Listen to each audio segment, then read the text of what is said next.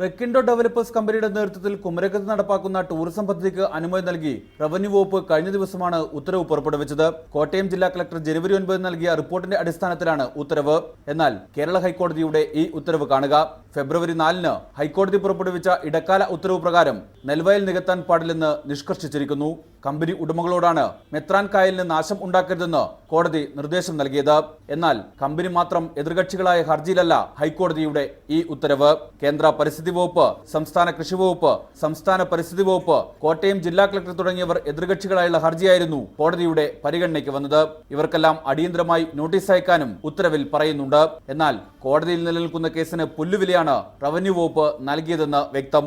അതിവേഗം ഫയലുകൾ തീർപ്പാക്കുന്നതിനിടയിൽ വകുപ്പ് കോടതി കാര്യത്തെ മറന്നുപോയി.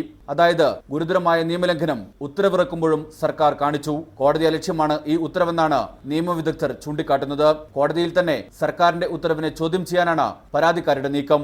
റിപ്പോർട്ടർ, തിരുവനന്തപുരം.